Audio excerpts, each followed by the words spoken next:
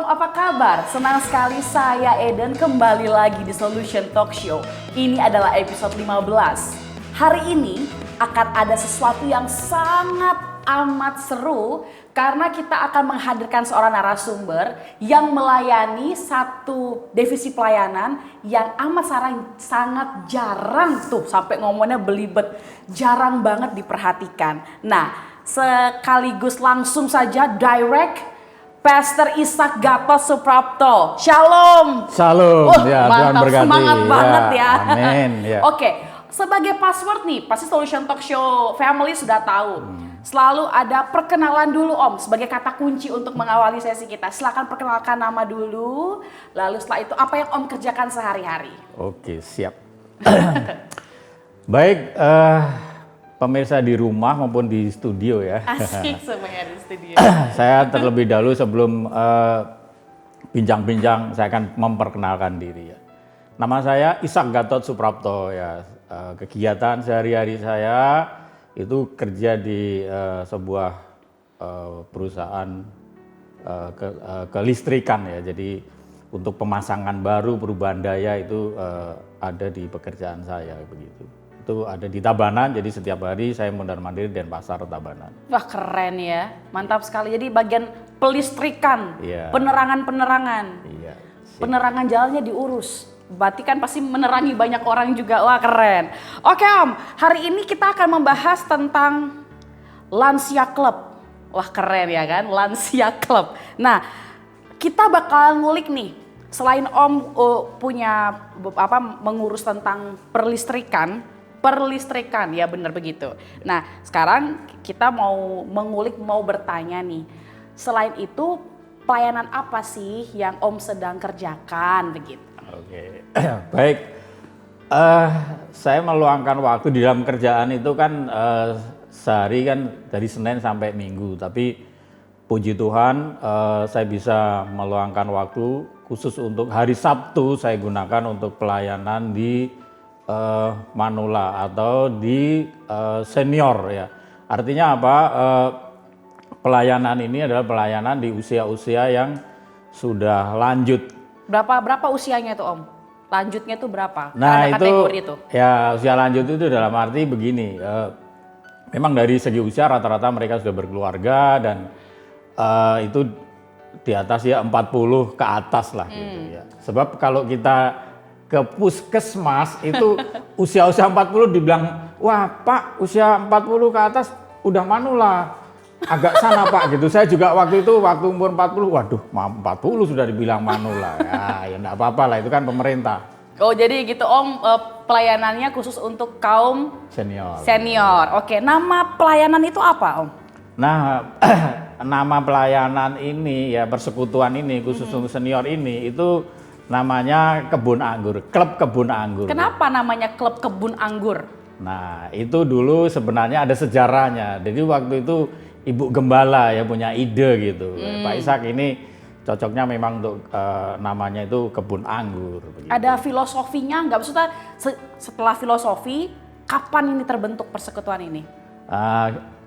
Kenapa itu dikatakan Kebun Anggur? Saya mungkin tidak ingat sepenuhnya ya 100% ya, tapi kurang lebihnya kebun anggur. Jadi anggur itu kan sebuah buah yang ada ditulis di Alkitab ya, itu kan buah yang sangat bermanfaat bagi manusia. Kenapa sampai tertulis di situ? Dan buah anggur itu kan semakin tua itu kan semakin mahal, semakin enak, iya, semakin betul. banyak manfaatnya bagi kejahatan manusia, begitulah kira-kira. Jadi filosofinya semakin tua seharusnya kita ini harus bermanfaat. Wah keren, ya, iya harus kan?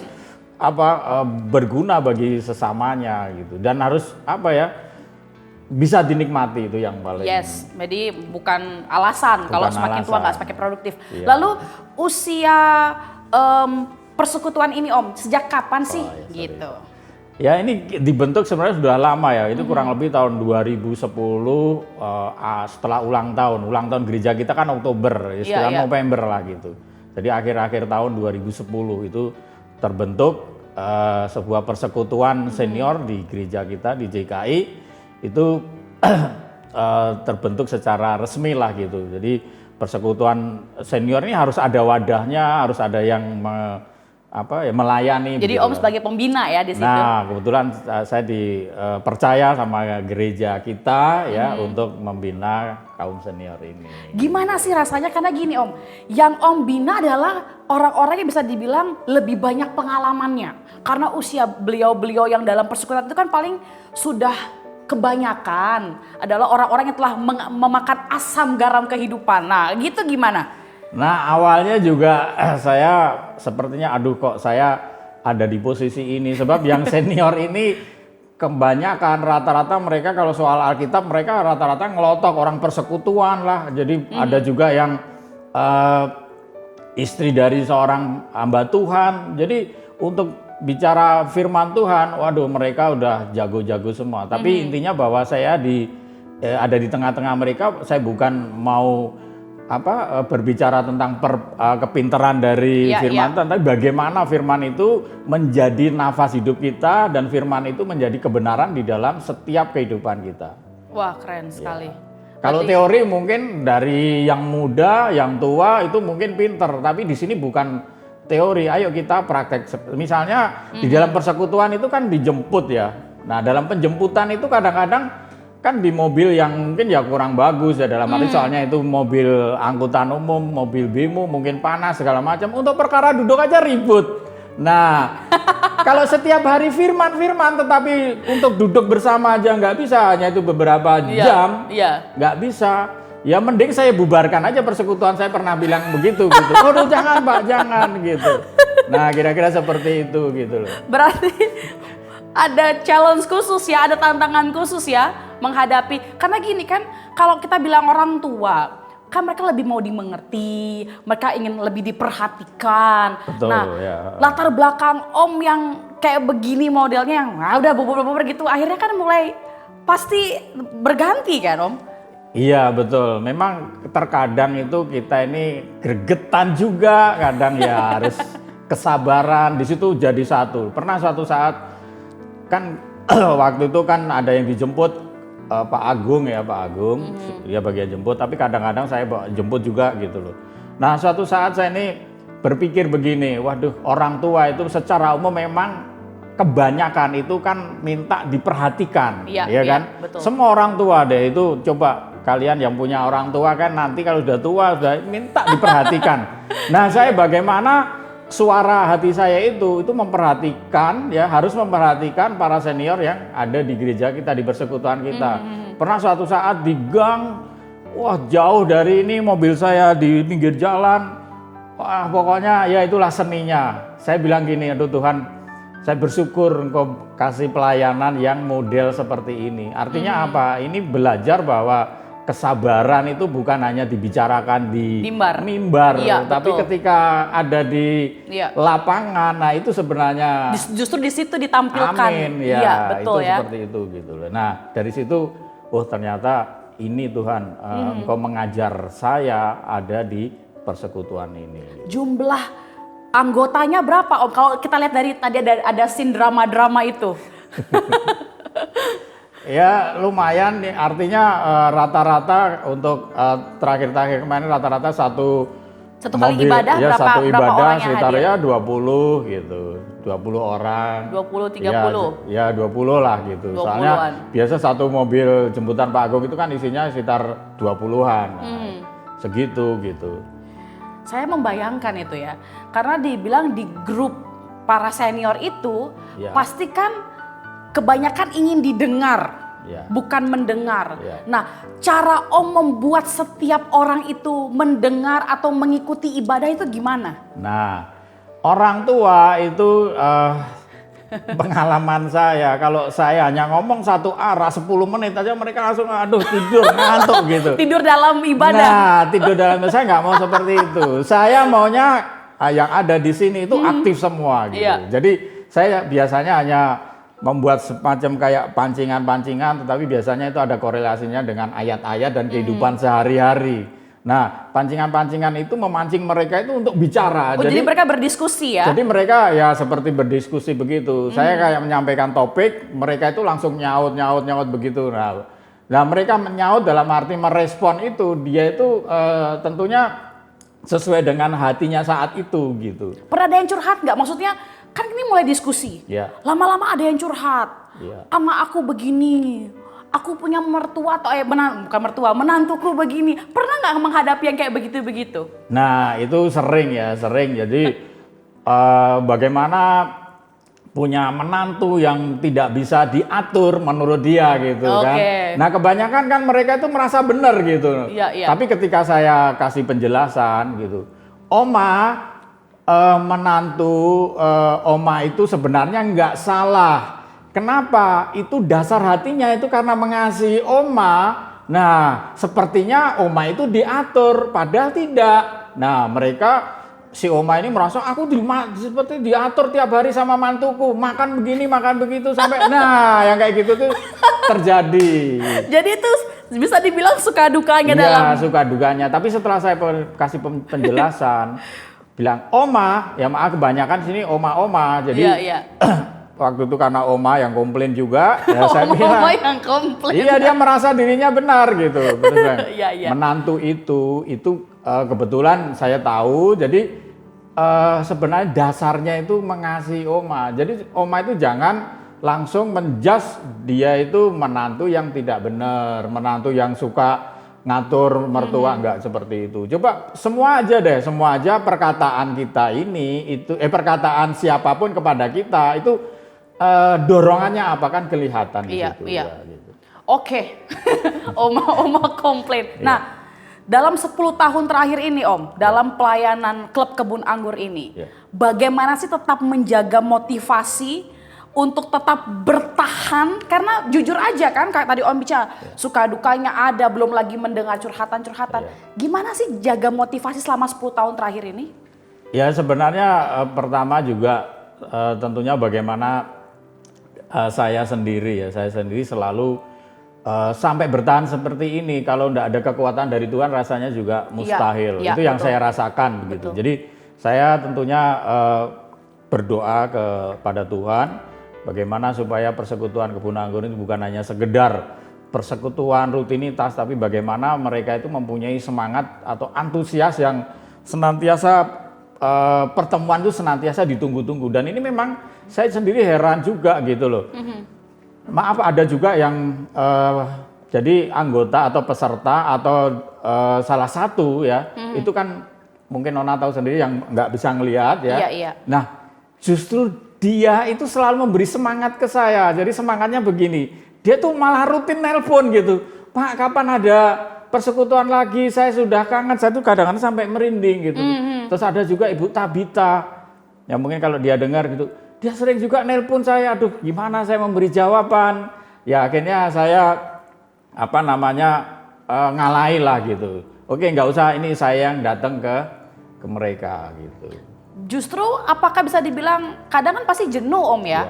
Pasti jenuh kan apalagi menghadapi ibu-ibu, bapak-bapak, opa-opa, oma-oma kayak begitu. Tapi malah hal itu yang mengatasi rasa jenuh jadinya ya? Iya, ya itu bagi saya jadi semangat. Terus yang kedua untuk secara umum supaya tidak jenuh, saya ada outbound. Keren, ibadah. Ternyata, bukan sekolah minggu aja yang ada outbound ya? Iya, ternyata meskipun usia tua itu tuh mereka suka kalau jalan-jalan. Butuh jalan-jalan. Iya, ternyata benar ada kadang-kadang. Kenapa kok orang itu kadang-kadang murung aja, ada istilah, wah kamu itu kurang piknik. Nah makanya saya suka piknik, jalan. Nah mereka kemana aja itu kalau boleh tahu Om? Nah itu venue-venue spot-spotnya. Iya spot-spotnya yang sering ya ada ke pantai, ke gunung semua hampir sudah. Naik ke gunung? Oh, ke gunung dalam arti ke Bedugul ya, pegunungan. Saya pikir semua oma-oma dibawa naik gunung. Karena di gunung gini, di Bedugul gini para penonton, Pastor Isang ini adalah seseorang yang suka banget hiking. Jadi saya pikir tadi naik gunung, masa oma-oma disuruh naik gunung, enggak ya? Ya di gunungnya di Bedugul, ke pantai ke Nusa Dua, ke Sanur. Gimana responnya oma-oma yang mereka itu? Suka ya, memang sebenarnya kalau kita memberitakan firman Tuhan itu kan memancing suasana hati ya. Bagaimana hati itu suka dulu. Saya ingat waktu sekolah punya guru, kalau gurunya itu tidak membuat muridnya itu jadi senang, itu kan susah terima pelajaran. Nah, demikian juga ternyata sampai tua pun mereka itu gimana caranya kalau saya nggak bisa awalnya nggak bisa ngasih aura sukacita itu gitu. Nah itu yang membuat saya terus berapi-api. Dan mereka juga tentunya juga berapi-api. Bahkan ada yang dari Gianyar, jauh-jauh sudah oma-oma juga sangat rindu dia datang kemari. Saya ini kadang-kadang bisa saking magnetnya kuat banget ya. Nah, bayangin ke Gianyar bukan naik apa, dibonceng naik motor itu kan, wah itu bagi saya bukan karena persekutuan rutinitas, tapi benar-benar saya ngelihat bahwa urapannya ada dampak ya. Iya, ada dampak di situ. Betul. Ya, Roh Kudus itu bekerja itu nyata di situ gitu. Mungkin salah satu kisah yang Om ingat dari pelayanan yang melalui ini Tuhan memakai secara luar biasa. Ada nggak satu kisah di mana pasti kan dalam 10 tahun ini kan pasti ada orang-orang yang telah kembali ke rumah Tuhan. Kita tahu karena ini pelayanan kan pelayanan lansia. Ada nggak sih yang benar-benar Om lihat nih pelayanan ini membekas di hati para senior-senior dulu? Ya puji Tuhan. Ada suatu saat waktu itu saya tanya satu-satu, Oma, titik balik apa kok bisa sekarang itu jatuh cinta kepada Tuhan Yesus itu semakin menggebu-gebu, semakin antusiasnya semakin nyata. Nah, ada salah satu oma-oma itu, maaf dulu itu dia tahun 70-an dia bercerita, itu dia bekerja sebagai di Sanur lah, kita tahu lah. Perempuan kerja di Sanur itu kan pekerjaan seperti apa? Di dunia itu. Di dunia hitam lah kala itu gitu loh. Ya. Nah, terus saya tanya kan selanjutnya, terus bisa ketemu Tuhan Yesus gimana? Nah, waktu itu biasa kan zaman dulu kan suka kalau di sana memang sama turis-turis asing gitu ya pelanggannya. Nah, waktu itu ada mungkin biasa kalau di Bali kan ada rombongan tentara yang liburan ke Bali. Nah, mereka tuh rombongan tuh katanya satu truk kalau dia bilang gitu datang ke situ semua minta dia semua yang ini. Nah, akhirnya dia lari. Nah, dia lari lewat jendela. Nah, saat itu dia merasa bertemu Tuhan Yesus, ada orang yang menolong sehingga mereka ditolong seseorang ini dia orang percaya Tuhan Yesus, akhirnya dikenalkan Tuhan Yesus. Nah, saat itu dia benar-benar bertobat dari pekerjaan itu dan sampai sekarang ikut Tuhan Yesus. Nah, itu yang menjadi titik balik dan itu membuat saya oma-oma kalau memang sudah di jamaah Tuhan dan dia ada kemauan untuk mau ikut Tuhan, akhirnya mereka dirubah hidupnya dan sampai sekarang dia betul-betul hidupnya untuk memuliakan nama Tuhan. Saya ingat satu kisah nih Om tentang seorang ibu-ibu sekarang sudah almarhumah, memang sudah dipanggil Tuhan. Namanya Ibu Siti. Ya. Saya agak sedikit kepo dengan cerita beliau. Saya ingin tahu tuh gimana sih Ibu Siti yang terkenal agak pemalu, tapi malah di akhir hidupnya beliau rekam jejaknya sangat setia melayani Tuhan dan sangat aktif ikut ibadah kebun anggur. Nah, itu ceritanya panjang juga itu ya. Jadi saya pernah mungkin berapa kali lah ke tempatnya dia gitu. Nah, penasaran sekali ya dengan ibu ini gitu, di mana sih rumahnya. Kenapa penasaran Om? Nah, penasaran tinggalnya aja di Renon. Nah, Renon kan kita tahu kan tempat elit, kawasan elit gitu loh. Elit. Tapi kok dia jadi ekonomi sulit dalam masalah lahiriah. Kemana-mana harus dijemput ya. Terus dari segi fisik loh, tinggal di Renon kok masa secara penampilan fisik jadi tanda tanya, penasaran, kepo banget saya. Jadi akhirnya saya cari alamatnya, saya datang ke sana. Begitu sampai ke sana, aduh Renon Tuhan versi Yesus, lain nih. Versi lain. Jadi ternyata di balik Renon. Di balik Renon ada Renon. Di balik ternyata Renon dia hanya seorang penunggu sebuah tanah kosong, ya kan? Di situ banyak pohon-pohon pisang sama sampah-sampah yang kalau saya untuk ke sana lagi perlu perjuangan. Jadi waktu itu saya ngelihat ke sana, mungkin informasinya airnya itu jelek sekali, makanya sampai saya pikul galon aqua, saya kasih mereka, terus saya kasih dus aqua. Beliau tinggal sendiri waktu itu. Waktu itu beliau tinggal sendiri di situ. Sempat sebenarnya saya foto, kamarnya udah kamar kayak kandang ayam, pokoknya benar-benar sudah nggak layak lah sebenarnya. Tapi mereka disuruh pindah juga nggak mau. Ya udah, kita akhirnya kita kasih air sama makanan secukupnya aja untuk hari itu gitu. Nah, sampai mereka terakhir terdengar sakit, ya kan? Ibu Siti ini ya. Nah, Ibu Siti ini sakit, terus dibawa ke rumah sakit. Nah, waktu itu saya seringlah menjenguk karena juga saya merasa bahwa saya sebagai gembalanya ya kalau menurut pembina ya. Jadi saya besok ke sana ya, saya doakan, saya kasih kirim makanan, saya belikan apa ya yang waktu orang sakit itu dia kasih apalah, saya sudah lupa itu. Tapi intinya bahwa melalui Bu Siti ini juga saya banyak belajar sesuatu ya.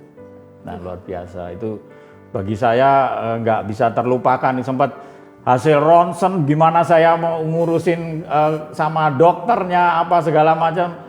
Tapi yang jelas, dok ini urus yang terbaik. Saya seolah-olah saya ini anaknya yang terbaik pokoknya dok ini. Iya Pak, nanti pokoknya saya semua nanti yang tanggung jawab gitu. Ya itu kan urusan Tuhan. Ternyata semuanya baik-baik saja menurut saya ya. Jadi semuanya berakhir dengan happy ending gitu. Kisah inspiratif beliau tuh begini, soalnya yang saya lihat daily-nya.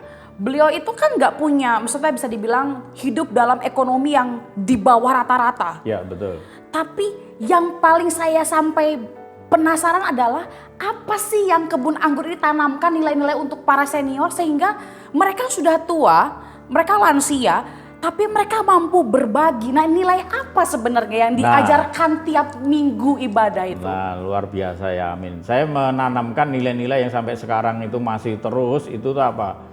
Pertama itu mengasihi ya. Mengasihi itu adalah mutlak. Jadi orang Kristen itu kalau cuman sekedar bicara mengasihi tanpa ada praktek itu nol. Jadi menurut saya nggak ada gunanya meskipun mereka bergelar pendeta seperti saya ini. Bicara kasih-kasih tapi kenyataannya. Nah, itu saya ajarkan setiap saat ya. Dan ternyata hasilnya itu luar biasa. Meskipun kembali ke Mbah Siti. Mbah Siti itu nggak punya apa-apa, tapi coba kalau kebunnya itu ada sayuran yang perlu dibagi di gereja dibagi. Iya kan? Iya. Pisang ada berbuah dia tebang sendiri dikasih. Sebab apa? Saya nikmati seperti itu gitu. Saya sampai kadang-kadang terharu. Wes Mbah, wes gak usah wes. Udah kadang-kadang ya tak kasih sekedarnya supaya dia bisa beli sesuatu begitu. Tapi malah dibagi-bagi lagi ya? Iya dibagi-bagi. Saya lihat juga ternyata yang dikasih bukan saya aja. Ternyata ada banyak yang dikasih. Ya ini mungkin dari dampak salah satu pengajaran di saling berbagi di kebun anggur itu saling berbagi gitu. Nah dalam lingkungan ini ya semakin seru nih, makin kesini makin seru. Dalam lingkungan klub kebun anggur itu Om, apalagi kalau misalnya teman satu bangku, teman satu sharing, tiba-tiba kita nggak pernah tahu hari esok kita dengar kabar duka cita, ternyata teman di sebelah telah kembali ke rumah Tuhan. Nah kayak gitu begitu kan pasti akan mempengaruhi atmosfernya klub kebun anggur. Nah, apa sih pembicaraan mereka setiap minggu itu? Nah, saya selalu mengajar begini. Jadi menanamkan sebuah kesadaran bahwa kita jangankan tua ini, kita begitu lahir aja kita ini nunggu mati. Betul nggak? Iya kan? Betul. Kita lahir itu sudah antri mati, udah ada catatannya. Nah, jadi kalau apalagi sudah senior-senior seperti ini gitu. Saya selalu menanamkan bahwa kita ini sudah posisi kalau kita mau naik pesawat itu sudah di boarding pass. Jadi begitu ning nong, ada suara ning nong. Nah, udah kita harus siap. Nah, sebelum kita ada di suatu tempat yaitu 1 kali 2 itu, nah kita harus menyiapkan hati kita. Makanya mereka itu udah hafal betul dengan ayat yang namanya jagalah hatimu dengan segala kewaspadaan karena di situ terpancar kehidupan. Nah, hidup kita itu dimulai dari hati kita. Kalau udah senior-senior seperti ini, sudah kalau masih dari awal belajar Alkitab lagi itu udah kelewatan. Ayo kita itu langsung praktek ya. Jadi firman itu bagaimana ya? Minta Tuhan supaya firman yang kita pelajari itu kita dimampukan untuk melakukannya. Sebab kalau kita dengan kekuatan sendiri udah nggak bakal deh kita bisa melakukan firman Tuhan. Itu jatuhnya kita akan bisa sombong, pamer karena kita bisa melakukan ini, melakukan itu. Tapi ayo kita benar-benar itu biar mengalir alami. Ya, kalau kita mengasihi alami bukan pencitraan. Betul. Nah, itu kelihatan gitu loh. Nah, itu yang sering setiap Sabtu ya 2 minggu sekali ya di senior itu 2 minggu sekali itu yang terus dikumandangkan. Jadi mereka itu ada beberapa ayat yang itu tidak pernah lepas. Sampai saya kayak kalau boleh dibilang mengancam ya mengancam. Kita ini sudah bau tanah, ngapain lagi dengan satu ini masih sewot. Itu mereka udah biasa gitu. Tapi memang karena warnanya begitu ya, warna percakapannya begitu ya. Warnanya seperti itu. Itu ternyata memang percakapan itu kalau kita imani itu ada power, ada kuasa. Saya percaya itu yang mengubah kita semua, termasuk di senior itu gitu. Jadi awalnya memang orang itu baperan, tersinggung apa, tapi kesininya mereka sudah kebal. Jadi artinya sudah nggak lagi tersinggung. Sebab awal dari kita kecewa, awal kita dari sakit hati cuma gara-gara tersinggung. Betul, gitu kan. Padahal orang yang bicara itu sebenarnya katanya besi menajamkan besi, dan mereka udah tahu lah hal itu. Besi menajam besi, manusia menajamkan sesamanya. Nah kita ini everyday setiap hari itu ditajamkan sesama kita. Nah kalau dengan kita udah tersinggung, berarti nggak bisa ditajamkan. Iya betul. Nah betul. Itu. Nah kesadaran yang terus menerus selalu saya kumandangkan di situ. Nah mereka akhirnya tangkap. Justru malah makin kuat ya? Iya mereka makin kuat. Nah sekarang musim pandemi ini juga saya ini juga antara sedih dan bagaimana gitu ya. Beberapa kali ditelepon, aduh Pak saya sudah kangen persekutuan. Nah ini, iya seperti itu. Jadi saya ya kan nunggu aja nanti momen yang terbaik, saya pasti suatu saat kan ada. Tapi masih sering berkomunikasi, sering intens ya dengan para karena memang pandemi kayak begini memang sangat diutamakan untuk jaga banget kaum lansia ya kan. Amin, Nah dari 10 tahun ini Om, pelayanan yang luar biasa Tuhan jadikan jadi berkat. Apakah ada pengembangan? Maksudnya apakah ada persekutuan klub kebun anggur di tempat lain juga yang akhirnya menginspirasi banyak orang lagi? Nah puji Tuhan. Nah ya saya begini, untuk kemurahan Tuhan melalui jalan hidup saya sekarang ini itu ya beberapa bulan yang lalu, 3 bulan ya, itu saya tidak sengaja kebetulan ada anggota kebun anggur yang sudah lama nggak ikut. Nah kebetulan saya datang ke tempatnya dia. Nah beliau ini bilang gini, aduh Pak kita kayaknya perlu bikin kebun anggur di sini deh Pak. Karena ada pembicaraan saya dengan ada beberapa waktu itu di situ. Nah waktu itu saya juga nggak banyak tanya, cuman gini, Tuhan kok ada sesuatu, ada perkataan dari Oma ini, kenapa kok bicara sampai segitu? Nah terus Tuhan langsung bilang, ya inilah pelayananmu di sini. Ya udah saya tidak banyak tanya, oke siap, kapan mulai? Sabtu Pak. Nah sampai sekarang ada persekutuan kebun anggur di Dalung. Kebetulan waktu itu juga sudah berapa bulan, sudah 2 bulan baru Pak Gembala sama Ibu sempat ikut ke sana. Jadi sudah ada 2 ya persekutuan klub kebun anggur ya? Iya. Wah luar biasa. Ya mungkin semangatnya sama ya, mereka awalnya juga yang baru-baru awalnya yaitu tadi ketersinggungan, kekecewaan dengan saya langsung to the point aja karena mereka sudah senior, ibaratnya kita ini sudah tinggal 1 langkah lagi aja ya kan. Nah itu saya bagaimana sekarang menyikapi khususnya hati kita, hati itu jangan sampai masih ada ganjalan cuma gitu aja. Betul. Nah tetap di situ ya kita bersihkan melalui firman yang kita bicarakan. Wah, luar biasa banget loh. Sebagai akhir nih Om, dari segmen kita ini pelayanan kepada kaum lansia, pesan-pesan apa yang ingin Om sampaikan kepada seluruh penonton hari ini, menyemangati kita untuk tidak hanya untuk kaum lansia, kita juga harus mempersiapkan diri dengan sebaik mungkin karena kita nggak pernah tahu waktu kita kapan. Nah itu Om. Baik, waktu adalah milik Tuhan ya, betul kan? Kita nggak punya hak untuk mengulur waktu ya kan, menunda waktu, itu nggak ada. Jadi gunakan ya baik-baiknya, khususnya kalau soal kehidupan tuh hati kita ya. Sebenarnya perkara hati itu bukan milik orang tua saja, itu dari muda sampai tua punya perasaan hati kita ini ya. Hati kita ini mau diwarnai apa, mau merah, hitam, putih itu kita sepenuhnya. Namun sebenarnya yang saya sampaikan, mari hati kita warnai dengan apa Tuhan mau kita. Artinya apa? Kalau Tuhan kehendaki kita itu melayani Tuhan, mari kita melayani Tuhan dengan maksimal. Artinya apa? Dengan tentunya ya kalau Tuhan yang sudah bertahta di dalam hidup kita ya, sepenuhnya ini dengan sukacita kita kerjakan untuk Tuhan. Sebenarnya apa saja ya, bukan hanya pelayanan di gereja. Apa saja kalau kita ini benar-benar suka ya kan, saya percaya bahwa apa yang kita kerjakan itu pasti akan berguna ya, berguna bagi siapa saja, bermanfaat bagi siapa saja. Nah, khususnya untuk senior ya, kalau untuk senior itu saya bersyukur ya, mereka-mereka yang di dalam klub kebun anggur ini, mereka sudah mulai sadar dalam arti, oh ya, kita ini sudah beberapa saat lagi, makanya hati itu betul-betul dibersihkan dari perkara-perkara ganjalan apapun ya. Biasanya ganjalan itu kan kekecewaan, ya, kebencian, iri, digida, yang kayak seperti itulah. Nah, itu betul-betul habis ya. Nah, baru mereka bisa lega kalau di dalam mendengarkan firman, menerima firman. Bagaimana orang menerima firman tapi masih ada kepahitan? Nah, kalau seperti itu isinya menolak aja gitu.